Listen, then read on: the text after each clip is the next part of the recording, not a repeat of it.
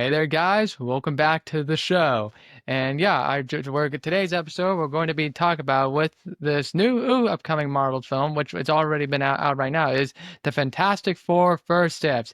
Yeah, that's right. And as you could tell from this hoodie I made, I mean, I customized it. I just took tape on it, so it's kind of like the Fantastic Four or like suit and stuff. And yeah. Please don't judge me, okay? I don't care what anybody says if it looks super tacky, cheesy as hell. Oh, but but hey, since I'm part for supporting or in the movie and part of the team, so like, yeah, this is what I made. This is what I am. I'm part of the team. So in Fantastic Four First Steps, it is the new MCU film in the Marvel Studios universe. It is directed by Matt Shackman. It stars Pedro Pascal as Mr. Fantastic, Vanessa Kirby as Invisible Woman, Joseph Quinn as Human Torch, Ebon Moss-Baccarat as the Thing, Julia Garner as Shala Bal as the female version of the Silver Surfer, and Ralph Ineson as Galactus, the main antagonist of the villain.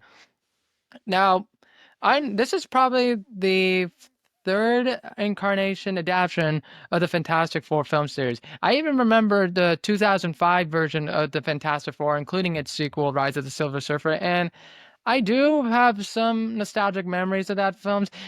Now they weren't perfect, but they were decent. I kind of like the first one more than and the sequel more. But I always thought that version of Fantastic Four was pretty alright. Chris Evans was cool as Human Torch. Michael Chiklis, I didn't even know was a huge fan of the comics, especially the Thing, and I did quite enjoy his practical suit he wears.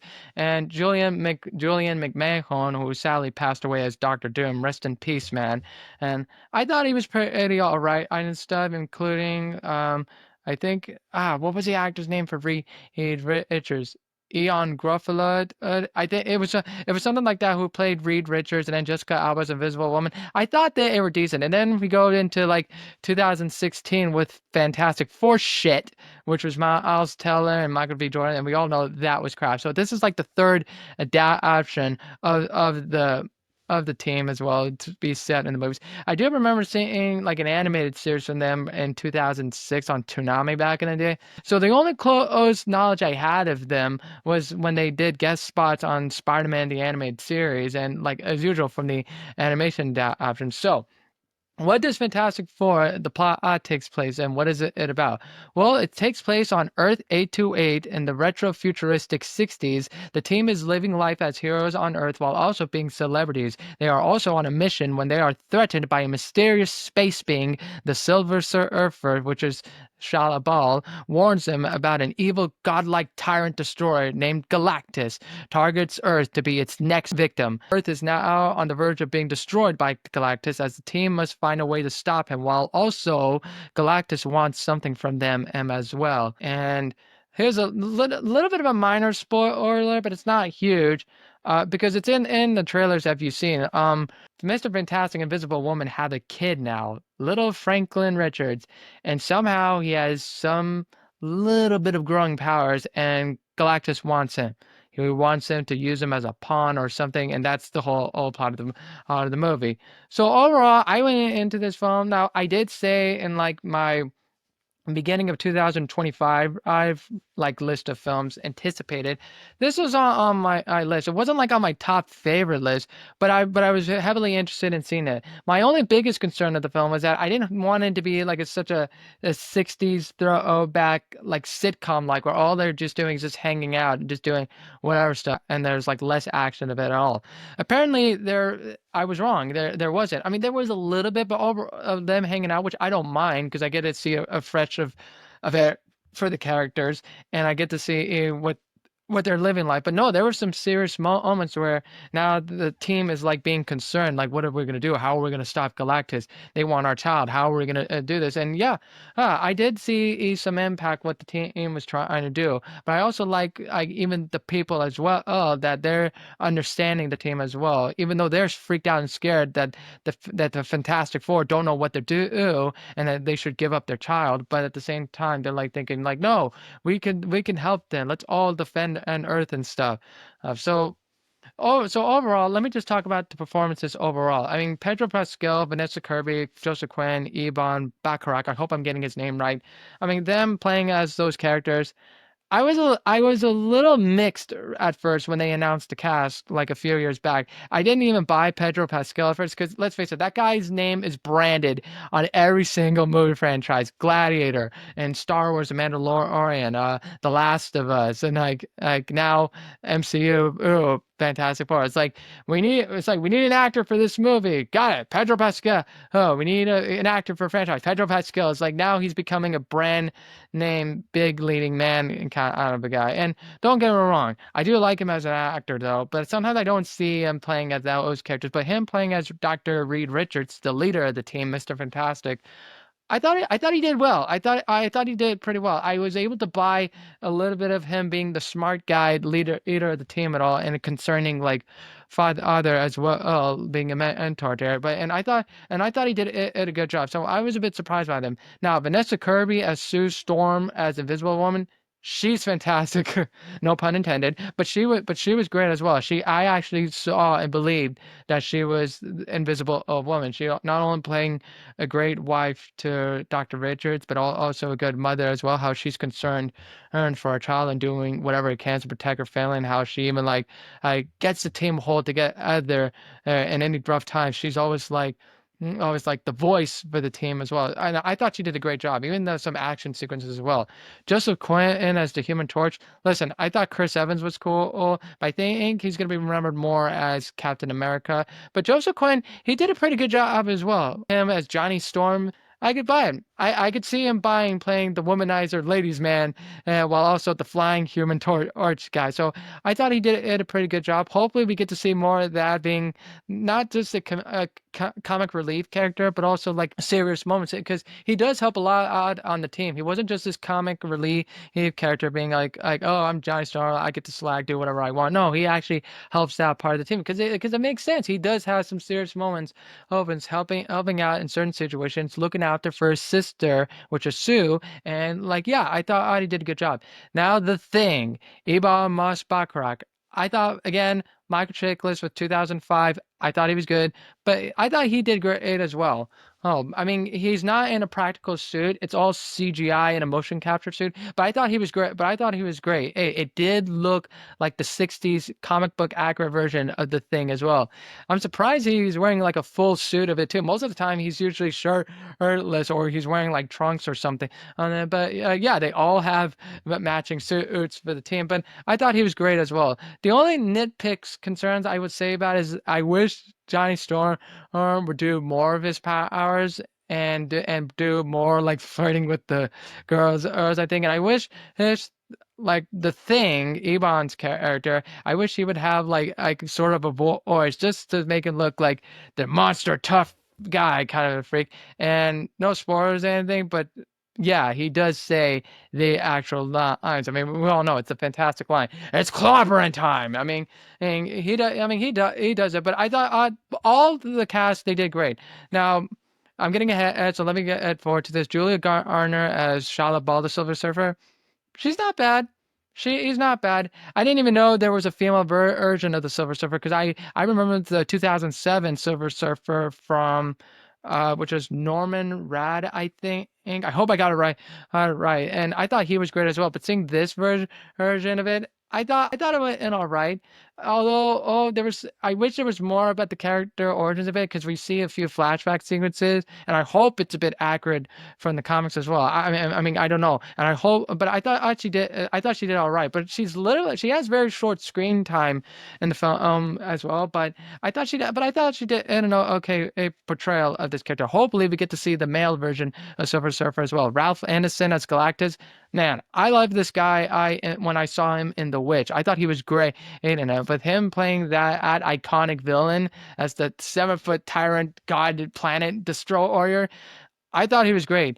I thought part of it was as a practical suit, but I feel like it was mostly CG, like heavily CGI, and it's just his voice doing it in the background. But his voice sounded menacing, so I thought he was great. I thought the whole cast, performance wise, it was great. All right, now let me get down to the pros and cons of it. Pro is they all work together as a team since they are like family. They fight together, and that was the whole theme of the film as well. It's family, and not like Fast and Furious kind of shit. It was more like the Incredibles slash any other like family superhero event that you even see in like animated series as well. They fight together as a team. They fight for each other. They fight for the ones they love. They're fighting for their son to protect them. And like yeah, I thought the chemistry, all four or the characters, the cast, I thought they did a good job. They literally felt like they were actual characters from the team, like in the 60s comics. So yeah, performance wise, working together as a team, even during the battle sequences, yeah. But it felt like they were doing some solo stuff by themselves. However, they all played a part, all four of them.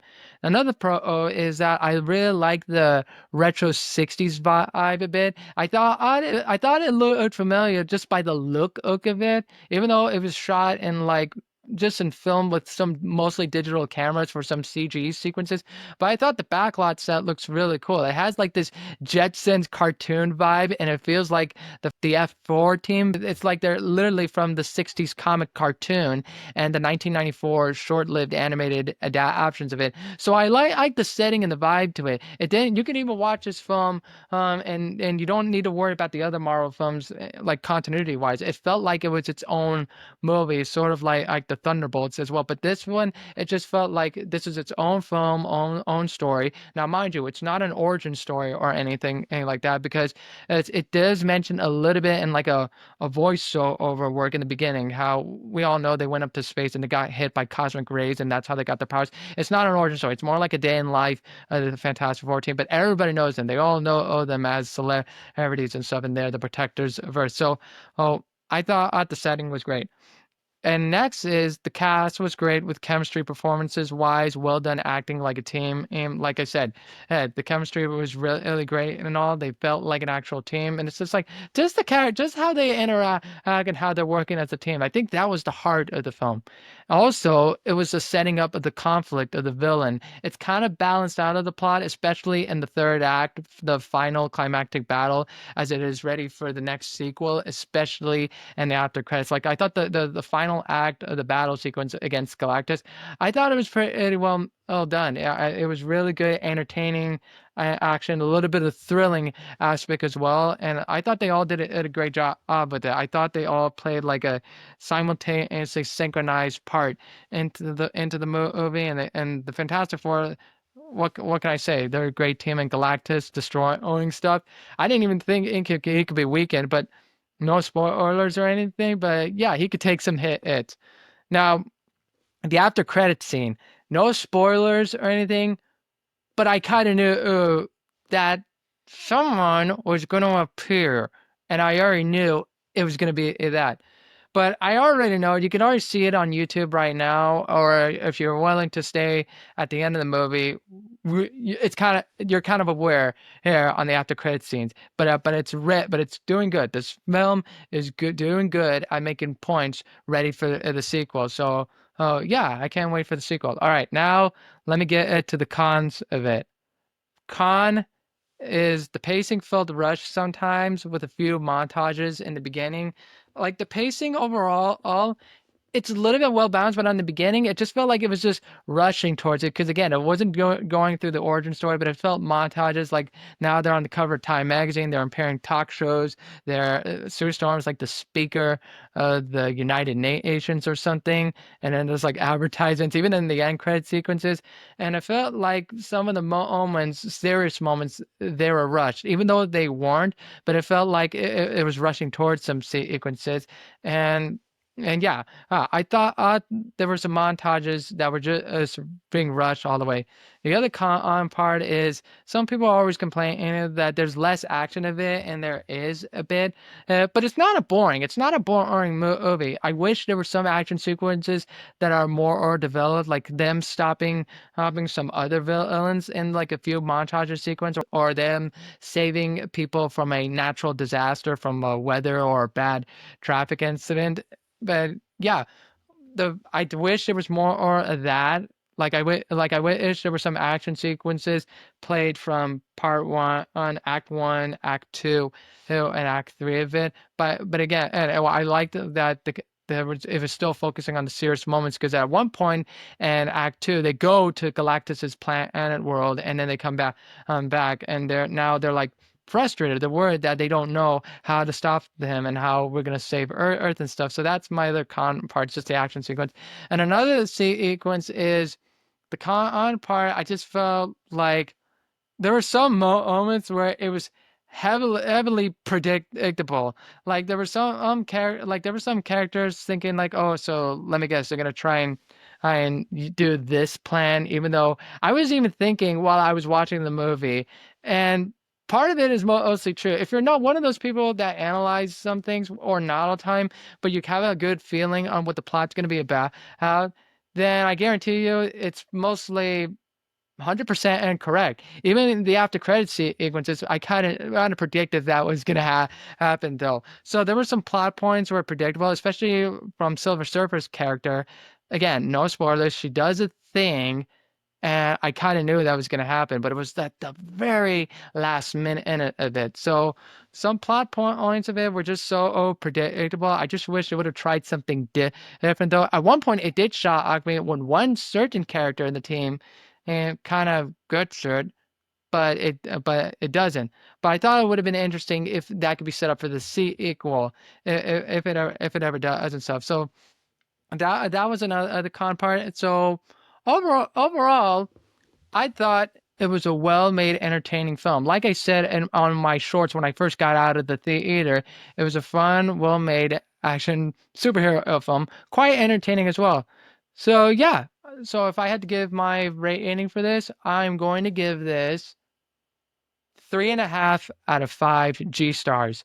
That's still a good rating though. It's literally like B minus sort of a range and stuff. But yeah, I hope it's doing well. I hope you guys go see the film, and I can't wait for the sequel. And yeah, I would say this is sort of a good adaptation. I will still like the 2005 one, but this is sort of on the same aim level as the original ones.